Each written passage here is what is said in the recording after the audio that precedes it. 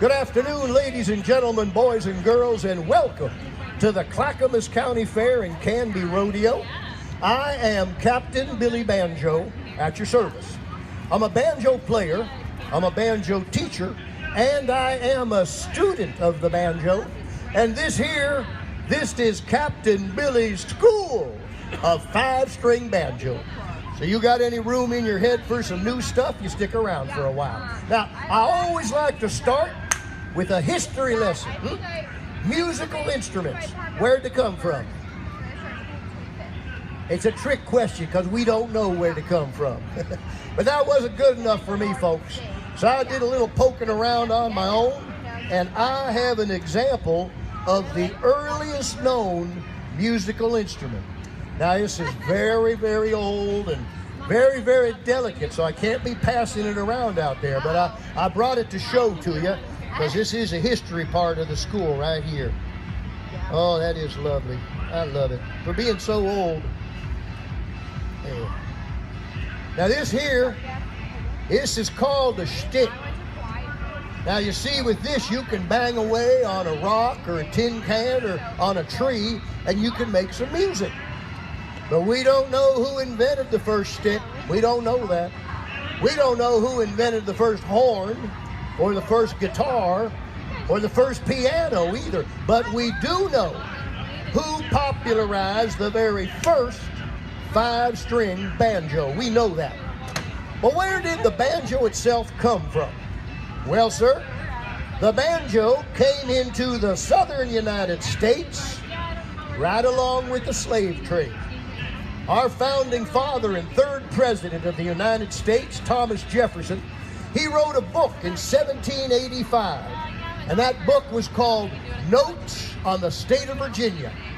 And in that book, he says that the banjar, B-A-N-J-A-R, was the principal instrument of the slaves. Well, slave trade came from the coast of Africa. Now, how'd the banjar get to Africa? Well, we have recently discovered that it traveled right along with the spice trade from the Middle East. But that was just a distant relative of today's 5-string banjo. What they had in common with today's banjo, and what all banjos have in common, is this: a drum head. You see, the banjo makes its music from the vibrations of an animal skin or a stretched skin, like a drum head, not from the vibrations inside of a wooden box. You got your instruments like a guitar and a fiddle and a mandolin and even a piano. They make their sound inside of a wooden box. Well, that banjar of 1785 was no 5-string banjo, no sir. Some banjars had 4 strings. Most of them had 3. None of them had 5. The 5-string banjo was first introduced to the American public in 1831 by Mr. Joel Walker Sweeney. He was a Virginian, a minstrel performer and a banjo enthusiast. Now, I don't have a picture of Mr. Sweeney because they didn't have cameras back then. But he looked something other like this. Now, we think that Mr. Sweeney was the man that made one small but revolutionary modification to the banjo. We think he's the man what added the 5th string. What's so special about that? Well, just take a look at the silly looking thing. Now you got yourself one peg sticking out sideways, halfway up the neck. And you got 5 strings. Now 5 is an odd number. That makes it an odd instrument right there. And that 5th string, the shortest and the highest pitch, well, they put it right next to the fattest and the lowest pitch. And it's even on the outside edge. And this crazy instrument is known as America's most original musical invention. What's that tell you about the country? All right, get your ears ready now. Since no other instrument in the world is tuned like a 5-string banjo, whole new ways of playing it had to be invented. Now, perhaps the earliest picking style was called nose picking, but that's another story entirely. For the banjo, it was two-finger picking. You see, in two-finger picking, you just use your first finger and your thumb. That's all you do. And your first finger, it just picks that first string. That's all it does. All day, all night, all the time. And the thumb, well, it keeps the fifth string ringing. And once in a while, that thumb is going to sneak over and go play a melody note on another string.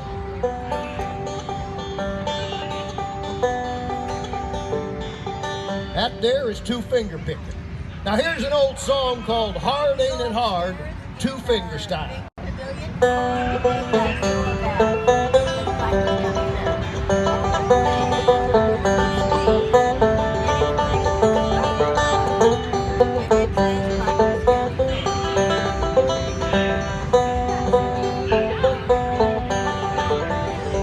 Now you hear those strings just bouncing along, right? And you're just using these two fingers.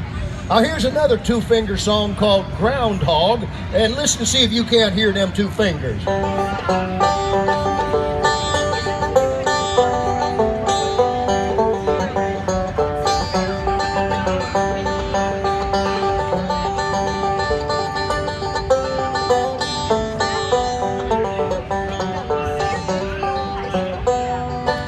Well, around the time that these five-string banjo finger picking styles were being invented, five-string banjo finger plunking styles were being invented too. These old-time styles were called stroke style, knockdown, claw hammer, frailing the banjo.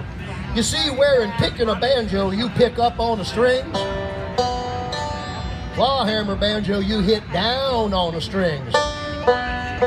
You're actually using the back of your fingernail to make a sound by pushing down on a string. Oh, I'll be darned if I can figure that one out, but it sounds like this.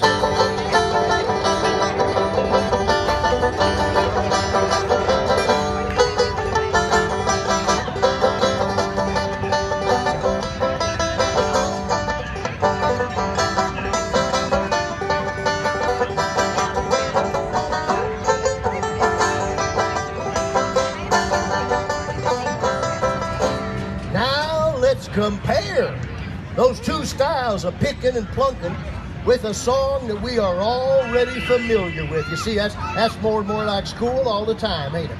You remember that Hard Ain't It Hard two-finger style?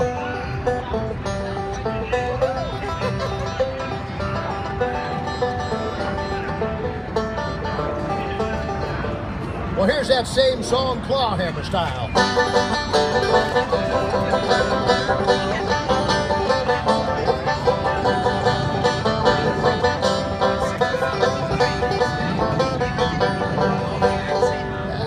Your ears are starting to learn a little bit of the difference here. Now we get looking at what the right hand does, what with picking and plunking.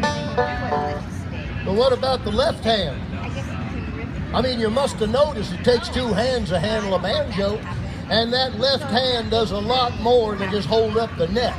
So let's see what's going on way up there. Now you see all those little silver lines? Those are called frets.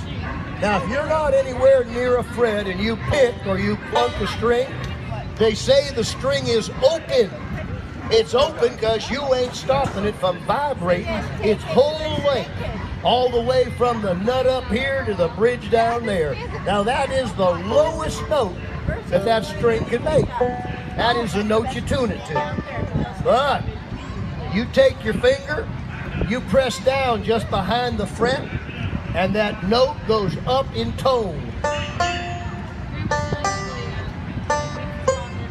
That's like magic, ain't it?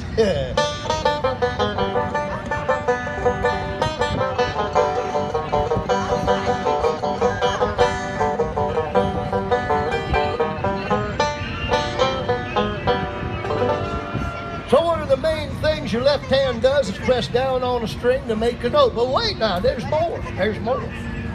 Try it this way. You is pressing down on a string to make a note. You can make another note without lifting off your finger.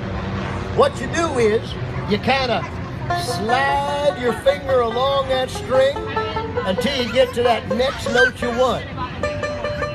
You can slide up the strings for higher notes, down the strings for lower notes. And we call that little sliding thing you do, we call that a slide. That seems kind of obvious, doesn't it? Yeah. Here, listen for the slides in this old song called Mary Lee, Won't You Marry Me?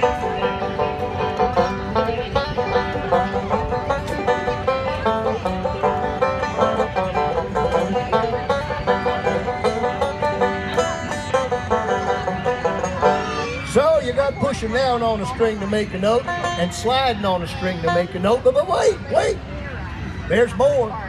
Now this next one's a little harder to hear, so you gotta listen up some.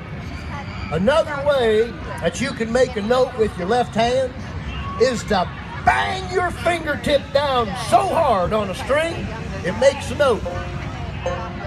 What you do is kind of hammer the tip of your finger on, just like that, right behind the fret. Just hammer it on there. And we call this move hammering on. That probably didn't surprise many of you. Here's a little hammering on.